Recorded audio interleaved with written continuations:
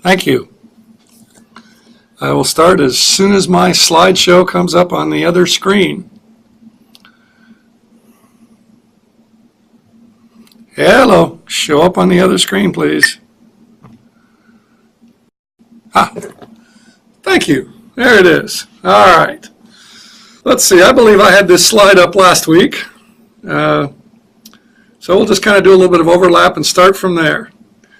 All right, we're talking about the vision, what we ought to do policy-wise to have a high-performing school system, and we were talking about eliminating the discrimination against private school users. In other words, funding them equally to those who think that a publicly provided, a government-provided schooling option will work better for them. And so one of the parts of the vision is to make that subsidy availability universal.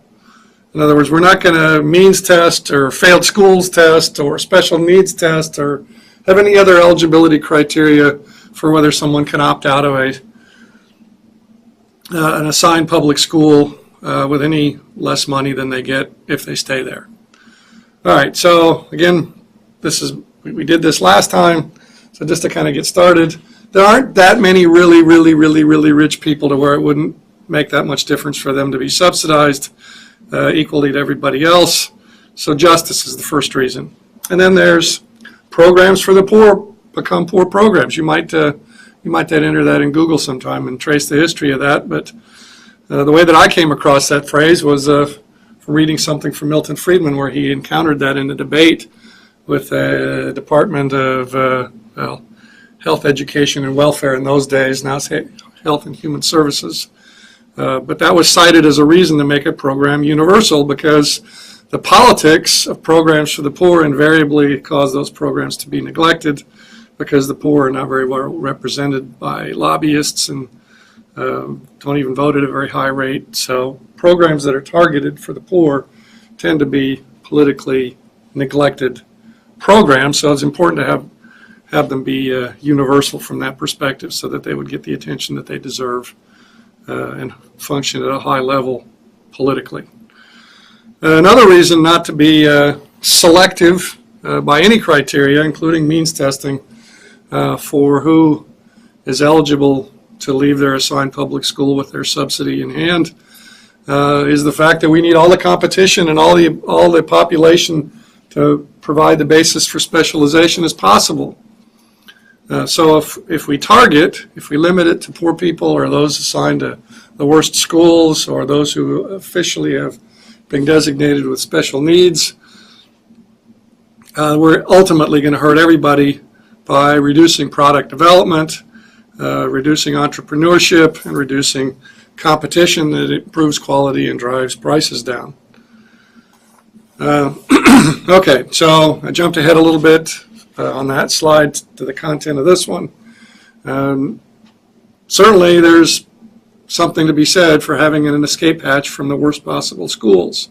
And certainly there's something to be said for, hey, the special needs, formally designated special needs are outliers. They're not mainstream, and therefore they may be an especially poor fit for an assigned public school. But the notion that our current school system works well for any set of children is flawed, to say the least. And it's just it may work less well for some than others, and it may be less obvious until later in life that it worked less well for some than others. We need to provide choice to everybody, again, to maximize the potential for specialization, to maximize the potential for competition, to maximize the market scope to attract entrepreneurship. You've seen this link at the bottom here several times, and lately I've shown you the Texas version that's just been published that says that even the very best public schools, the ones that are especially good at what they are trying to do, which is what is being measured, still fail to provide a good fit for a lot of children. So we've gone over that several times this semester. That's the reason to have universal access to choice. That doesn't mean that everybody's going to leave their assigned public school. Universal access means the universal potential to choose an alternative and still be subsidized to the same extent as if you choose your assigned public school. Okay, so again, jumping ahead a little bit, covered that first bullet already. The second bullet, special needs, is too narrowly defined. Yes, we have the Individual with Disabilities Education Act. That's the formal basis for designated somebody with special needs, but really all children are special in the sense that they learn differently, they're engaged in different ways by different pedagogies, by different thematics. Repeatedly, I've mentioned that sports theme is a way to engage a significant, but not nearly all children, fraction of the total. So special needs is really much broader than the way we've defined it in various ways in the current school system. Again, another reason not to have targeting criteria for the access to the subsidy. Now, does that mean that every single child needs to be subsidized the exact dollar amount? Something to be said for that. It's pure, it's simple, it minimizes political gamesmanship. But I think over time we can allow the market to indicate that some kids are going to be more costly to educate than others and adjust the subsidy accordingly. We might want to start off the system that way, at least to some extent, and minimize the adjustments. Because, for example, if you decide that older kids need a larger subsidy than younger kids do, it may be difficult to do that if it means reducing the subsidy for the younger kids as part of the way to make the money possible, make larger amount of money available for the older kids. But certainly it's probably already relatively well established that teaching basic skills to young children costs less per child than schooling older children and the kinds of things that they need to know and that they want to learn.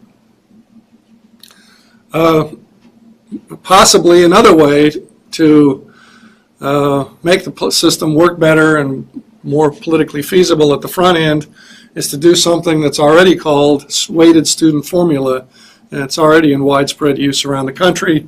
Basically, it means that the powers that be try to figure out how much more certain categories of children cost than others. It may be a good starting point for differentiating the amount spent on some children versus others, but it's by no means a substitute for parents still being able to add on, top off, shared financing, all those synonyms we've been using all semester long.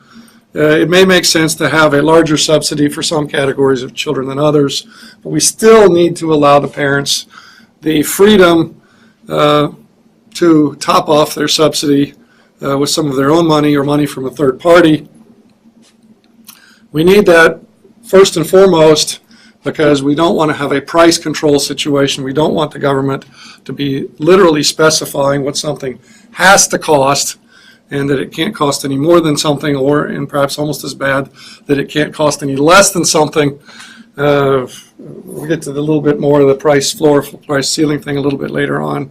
The weighted student formula is something that already exists, and we can keep it, and we can make that the starting point for subsidies varying by some types of children than others, but we still need to have room for shared financing for the price decontrol or avoiding price control, and also for the parents to have some skin in the game. We know that people respect things much more when they're not totally free than when they are. All right, so what are the literal ways that we can actually provide these funds to those who want to opt out of their assigned public school? The simplest way, and the one that's in widespread use in other countries, is simply to discover where the children are enrolled, and the government sends a check there, the direct payment method. That may not work here for constitutional reasons. It's got to be indirect. I don't want to get into the legalisms of it, but there isn't all that much difference between a direct payment to a chosen school than, for example, the fourth item on the list, a pure universal tuition voucher. We'll get to that in a minute. All right, so number 2 on our list is refundable tuition tax credit. And the later slides get into a little bit more detail, but let me just mention here at the outset that what exactly that means. It means that if you spend more on schooling your kids than the amount of tax that you owe, then you get a check. Okay, so for example, if you owe $2,000 worth of state income tax, and we have a state-based refundable tuition tax credit system, and you're spending $6,000 on private school tuition, and let me just go back to the tax amount, you owe $2,000 in state income tax, well, you're going to get a $4,000 check. Okay, so that's what refundable tuition tax credit means. It sounds a little bit like a voucher, only you pay some up front through your tax liability. The differences are more in the legal system than in the amount of money that changes hand. Now, number two, the refundable tuition tax credit is a little less vulnerable to the price controlling edict that the school may not charge above and beyond the subsidy level, and that's good.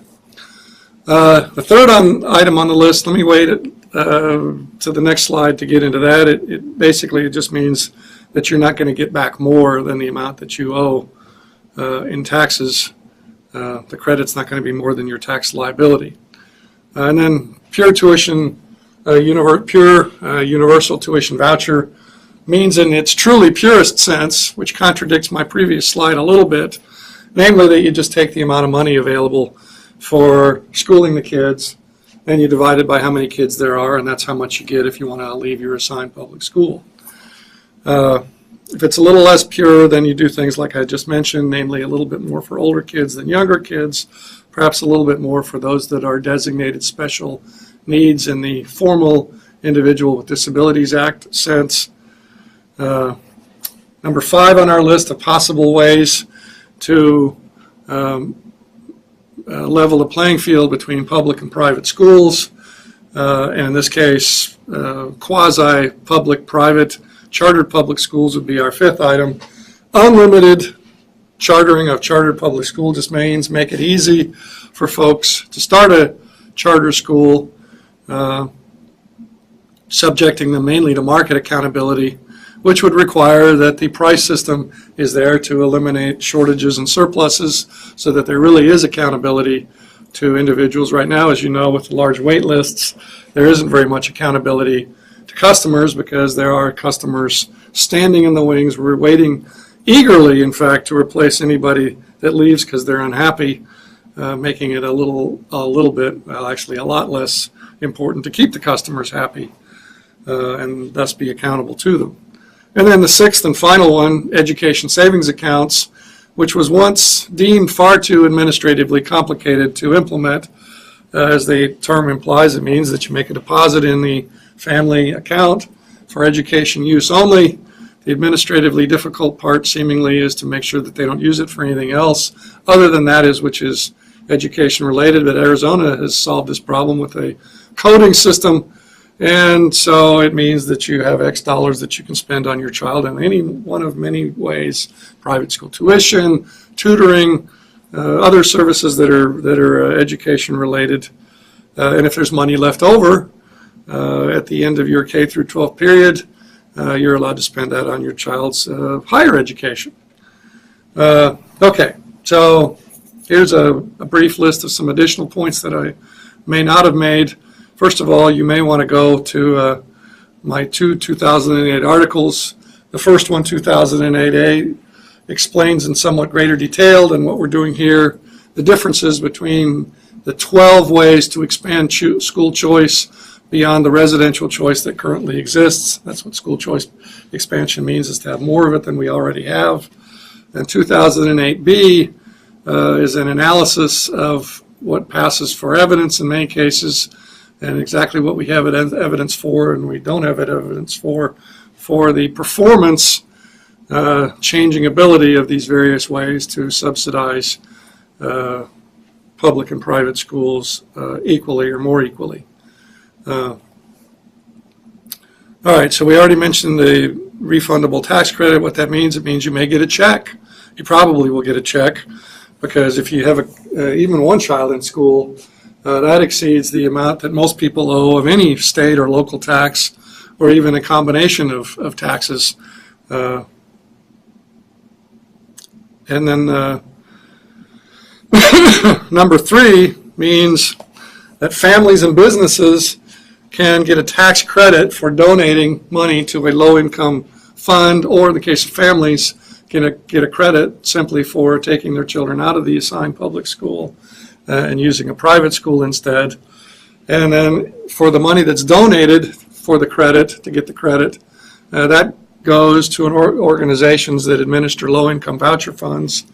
And so you see that makes up for a big shortcoming of non-refundable credits if there isn't that possibility of donating to low-income voucher funds, because otherwise the credit isn't worth anything to families that don't owe very much in taxes, typically your poor families. So now we have a way to take care of that part of it. The donated money is divvied up among families that are low income to provide them increased access to private schools. Okay, so you can see there's a link to look at there if you're more interested in exactly how that would work. Basically, the bottom line, or one of the key bottom lines out of reading that article and looking at non-refundable tax credits, is you have to apply it to a lot of taxes, state and local, to come up with a large enough sum of money to substantially level the playing field between a free, no tuition charged, assigned public school that's financed by about $13,000 per child per year as a national average, versus how much money you could cobble together to subsidize your child via your various taxes, income taxes and property taxes and sales taxes, if you made the tax credit good against more than one of those at a time. If you just had it available to be a credit against, say, the income tax, there's several states, including Texas, where that wouldn't be relevant at all because there is no income tax against which to have a credit. But even for the states that have an income tax, other than maybe New York and California, for some richer families, the amount of credit wouldn't be large enough to make up for a very large amount of the tuition that's paid. So you need to have a multi-tax basis for non-refundable credits to make those credits very large compared to the tuition that you owe. Number 5 there at the bottom of this slide, we've talked about that several times this semester. If we want to use chartered public schools as the vehicle by which to achieve the school system transformation that I've asserted all semester long that we need and that you may or may not agree with, then we need to have it be possible for parents to top off their subsidies so that charter schools that cost more than the government-funded level can exist to begin with, and to avoid the price control that's devastating in terms of quality and market entry that we would otherwise have, and to avoid the wait lists that we currently have in mass quantity. Number 1, if you recall, that's a direct payment. Number 4, that's the pure universal tuition voucher. Again, just to hammer on this again and again and again, if we want those to perform at a high level, we need to make it possible, even after applying the weighted student formula basis for deciding what amount of money follows a child leaving an assigned public school. Even after that, we need to have it be possible to accept the government funds as partial payment, which means make it possible for families, allow them to top off the subsidy level with their own money or money from a third party. Education savings accounts, since you have to have the flexibility to divide up the money any way you want to support your child's education, those avoid the price ceiling effects automatically, and also they avoid the price floor effects because you can carry the money over from one year to the next, including beyond the K through 12 period on to higher education. The price floor effects, what does that mean exactly? That means that if you have, say, a $5,000 tuition voucher, there's really not any incentive for schools to charge any less than $5,000, even if, or charge any less than whatever the voucher amount is, even if they're providing a pedagogy that costs a lot less than that. We don't want to have price floor effects and waste money and have other negative effects, such as surpluses, any more than we want to have price ceiling effects, although the price ceiling effects are more are more devastating, more damaging than price floor effects. The nice thing about the education savings accounts is the multi-provider and over multi-time period flexibility that you get. And so that's my preference among all the different options. That's why occasionally when I argue, when I discuss these different things, I say that, look, voucher is the V word, but vouchers are obsolete because refundable tuition tax credits and education savings accounts, especially the education savings accounts, are better.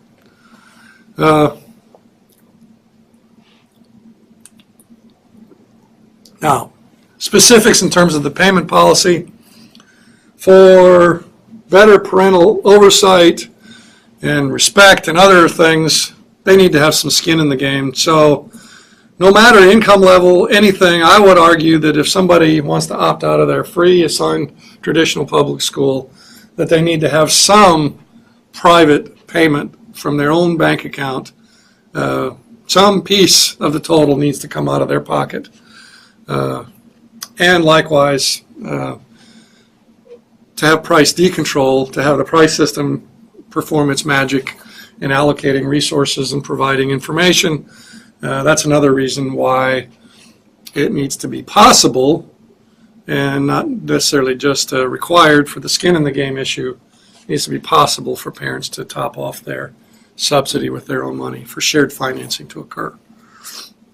As we already said, the X dollars can vary with the child age, the weighted student formula, or special needs status, but it cannot vary by school type. In other words, we're not going to argue that, hey, if you go to your assigned public school, you get $10,000, but if you want to go to a private school, you only get $8,000. Now that said, before we divvy up the money and decide that we're going to subsidize equally or nearly equally, we have to take account of the fact that we do have debt to service for our government-provided, government-owned schools, and so we need to take that money off the top, and then from there on, and also money for pensions, and then from there on we can divide it up equally or more or less equally according to the weighted student formula basis. Now,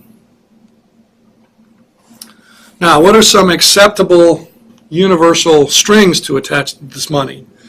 Well, one universal string has to be, for a variety of reasons, utter transparency in terms of what the school does and how it does it.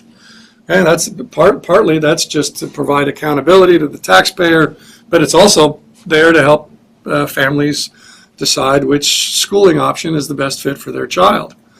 All businesses are regulated in terms of health and safety issues. Schools should be no difference. And when I use the term discrimination here on this slide, I mean in the traditional gender, ethnicity, race sense. We need to continue to have rules in place that say that you cannot discriminate according to any of those criteria. Also, you can't preach violation of the law, the notion that somebody's going to set up some sort of a terrorist or extremist school.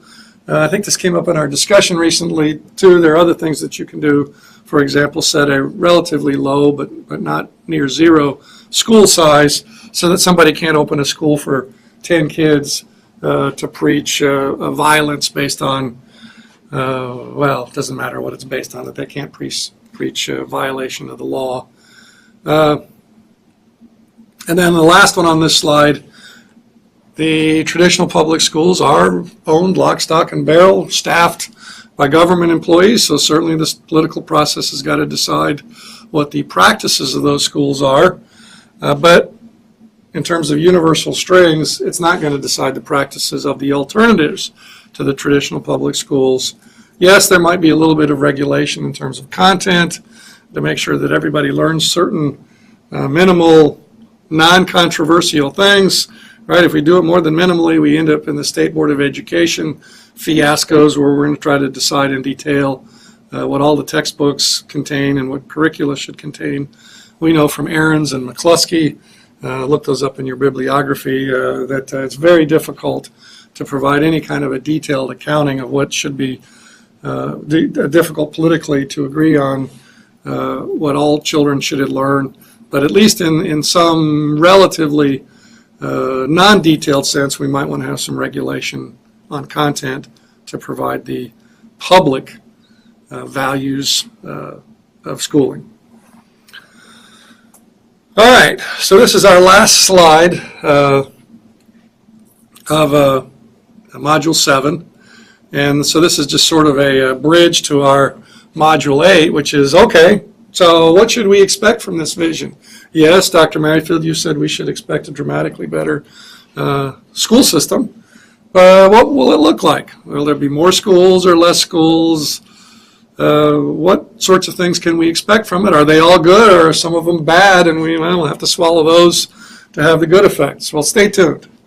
We'll get into that in November, but here's just sort of a hint. One of the things we can expect by leveling the playing field between public and private schools and not have it be means tested or special needs tested or failed schools tested is a dynamic, diverse menu of competing schooling options, which would include, because some kids learn better in front of a computer than others, and some of them will depends on which subject it is, so we would have virtual schooling and blended schooling between machines and people. We would have a dynamic, diverse menu of competing schooling options. Dynamic in what sense? The price system and parents' changing tastes and preferences will dictate which schools survive and for how long, and which ones grow and which ones shrink over time, just like the businesses in the rest of the economy. And diverse in what sense? Well, diverse in what they teach, specifically how they teach it. Diverse in terms of technology and subject theme. There's that sports theme school again as an example of what that could mean. And diverse in price range. We would like to have our subsidy be such that a lot of schooling options are free or close to free, not free. Well, certainly the traditional public schooling option is going to stay free because, well, for example, constitutionally, in Texas and other states, it requires the state to maintain a system of free public schools. Well, fine. That doesn't mean that they can support only those schools. But the non-traditional public school options, the rest of the system, is going to be diverse in terms of price, because doing different things costs a different amount of money typically.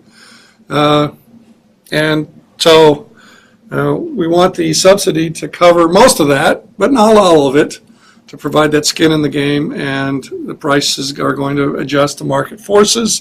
That provides that critical signaling mechanism to both the consumers and potential and actual producers of schooling options. So, somewhat abruptly, that's it. We're done with Module 7, and we'll move on to Module 8 in November. Goodbye. Population to provide the basis for specialization as possible. So if we limit it to poor people or those assigned to the worst schools or those who officially have been designated with special needs, we're ultimately going to hurt everybody by reducing product development, reducing entrepreneurship, and reducing competition that improves quality and drives prices down. Okay, so I jumped ahead a little bit on that slide to the content of this one. Certainly there's something to be said for having an escape hatch from the worst possible school. And we were talking about eliminating the discrimination against private school users. In other words, funding them equally to those who think that a publicly provided, a government provided schooling option will work better for them. And so one of the parts of the vision is to make that subsidy availability universal. In other words, we're not going to means test or failed schools test or special needs test or have any other eligibility criteria for whether someone can opt out of an assigned public school with any less money than they get if they stay there. All right, so again, for the poor invariably cause those programs to be neglected because the poor are not very well represented by lobbyists and don't even vote at a very high rate. So programs that are targeted for the poor tend to be politically neglected programs. So it's important to have them be universal from that perspective so that they would get the attention that they deserve and function at a high level politically. Another reason not to be selective by any criteria, including means testing, for who is eligible to leave their assigned public school with their subsidy in hand, is the fact that we need all the competition and all the we did this last time. So just to kind of get started, there aren't that many really rich people to where it wouldn't make that much difference for them to be subsidized equally to everybody else. So justice is the first reason. And then there's programs for the poor become poor programs. You might then enter that in Google sometime and trace the history of that. But the way that I came across that phrase was from reading something from Milton Friedman, where he encountered that in a debate with the Department of Health, Education, and Welfare in those days. Now it's Health and Human Services. But that was cited as a reason to make a program universal, because the politics of program.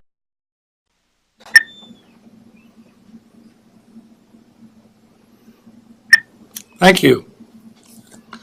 I will start as soon as my slideshow comes up on the other screen. Hello, show up on the other screen, please. Thank you. There it is. All right. Let's see. I believe I had this slide up last week. So we'll just kind of do a little bit of overlap and start from there. All right, we're talking about the vision, what we ought to do policy-wise to have a high-performing school system.